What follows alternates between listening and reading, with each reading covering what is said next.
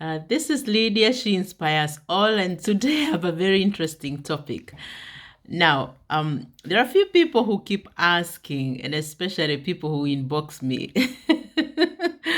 with the suggestions here and there, and they keep asking, Lydia, so why are you still single? What's going on with you? And people know that I'm very passionate about relationships and marriages and making sure that we have very warm and very positive and very enriching relationships with our spouses. And it is because I had one very warm friendship. It was more than friendship for me. I was this spoiled woman who husband would do anything and everything, and I enjoyed my relationship a lot, a lot, like a lot. That doesn't mean that we didn't have our hard, difficult times and difficult conversations. And most of the people who knew us thought that I was this very strong-willed people, and my man was the nice one, but it was completely the opposite. I think he was very strong-willed as well, and most of the time we would cross. He would cross my way, and I would cross his way. But what kept us strong was our relationship and knowing that we are in this thing for good and we are not turning back. This is not a rehearsal. We are in it for good, and we would remind each other that we chose each other. We chose to marry. We chose to love each other. We chose to walk down the aisle, and we were committed to this journey. And so after he left, it becomes very difficult for people to move on, and especially those that are widowed. Is it that we do not have feelings? We do. Come on, we are human beings, and I always remind people it is that guy who died. It is not me. Lydia is still alive and well. She has feelings. She wants to feel loved, wanted. She wants to feel to be spoiled. She wants to have someone to have those adult conversations. She wants to return home to someone. She wants to share good and bad times with someone. And hey, during winter, because sometimes it gets very cold, she wants someone besides her. But for me, it's 13 years, and this year, has it been easy? No, it hasn't been easy at all. There are those days when you feel, hey, I need someone. Hey, where can I find someone? And of course, I have tried a few times to just go out there. And some of my friends have actually pushed me out there, created this online profiles for me. That's a topic for another day. But yes, so the people who keep asking, it's not that we do not want to get married. It's not that we do not want to remarry. I think it is priority sometimes. And sadly, I have seen so many, a few, or quite a good number of young widows who have been either been swindled or that they had their properties and people taking advantage of them because they are vulnerable. And some lure them into relationships that end up to nothing. Others is just to take advantage of them and take whatever was left for them because of their status, which I think is wrong. And there are also others who rush in to quickly remarry to try and forget the pain of their loss, which I think it depends with the individuals really. But if it is trying to bury your pain and try to forget and quickly move on, I do think that's a wrong approach. For me, my personal journey, yes, as I have said, it hasn't been easy.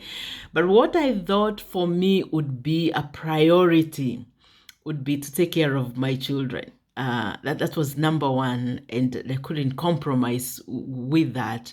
My children were very young when Gibbs passed away, And I thought, I have got to prioritize these two little girls and give them the best. And of course, when I thought I had settled a bit, I relocated. And during that period, I had to think about not just myself, but also my job. And this is a new country, so settling down first before thinking of remarriage and thinking of someone else. And before you know, 5 years are gone, or 6 years now. This is the 6th year. And yeah, here we are. What's my advice to people that are dating and people that want to marry, or people that are married? It is lovely, it is nice, it's beautiful to feel loved, to love, to give love. It is lovely to make sure to give back love, and it is lovely to have someone you can have adult conversations with.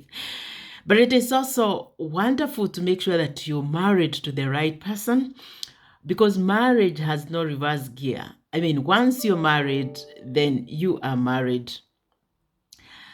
Once you give yourself to someone, it becomes absolutely, your status changes. And even if you divorce or you separate, you were married.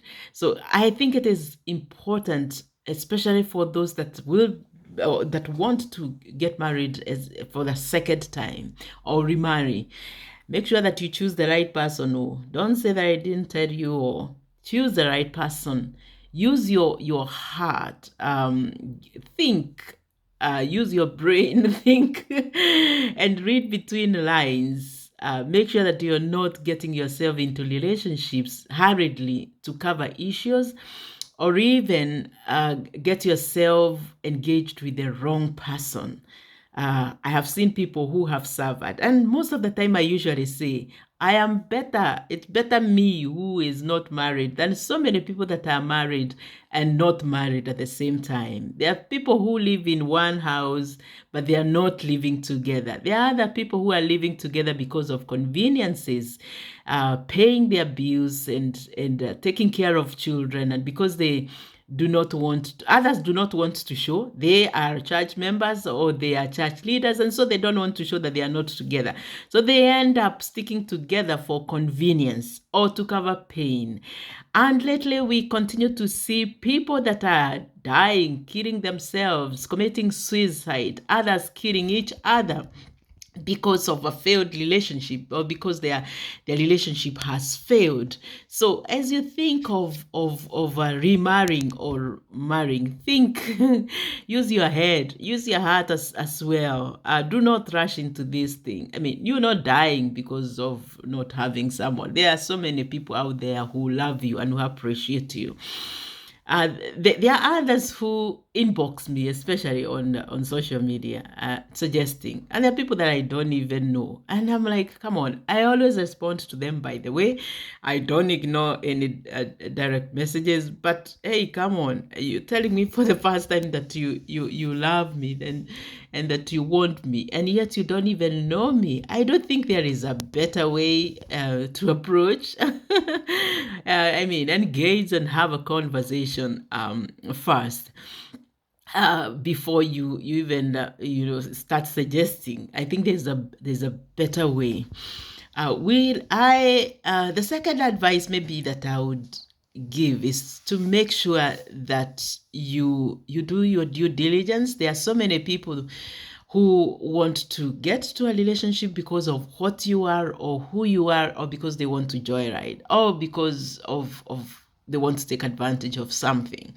Have I seen this? Yes, I have seen people that live abroad, and they've gone out of their way. They've developed relationship with someone who is also living in another country, and especially our countries, and they've gone all the way, processed papers for them, and on arrival, after a few years, these people turn and become something else, or something that is completely different from who they are. And when their processes have been finalized, makaratasi imeiva, they turn. sometimes it's difficult to discern and know whether the person is genuine or not genuine. But we all have a sixth sense. We all have that intuition, the spirit of intuition, or the spirit of God that guides us and reveals things to us. So take time to and pray. Take time and ask God whether this is the right person or not. Will I remarry? Am I ready to remarry? That's a conversation that we will have next week. Watch out for people that are, that the relationships, especially when you're in a relationship, check out and make sure that your values align to this other person's value. And ask yourself, is this someone that I would want to live with for the rest of my life? Am I going to embrace his weaknesses or her weaknesses for the rest of my life? Am I ready to open up my life to him? What kind of a spouse do I want? What kind of a husband do I want? What kind of a wife do I want? What values does this person uphold? Am I aligned to them? Is this someone who is willing to go all the way with me? And for us that have children, is this person going to take to know that I have children and respect that and respect them as my children? And am I going to respect his children as my children, as children as well, and know that he or she has another family? And if he's a divorced person, then know that they had another relationship, and that relationship is also important to them. Am I willing to bend my ego or bend my some of the things that I think are important to me to be able to accommodate them? As I said, this is a touchy conversation that I would like us to have. If you're married or you want to remarry, or you have something to share, please do put it down here. Let's have this conversation. This is Lydia. She inspires all. Please do feel free to subscribe, share, and follow me. Thank you.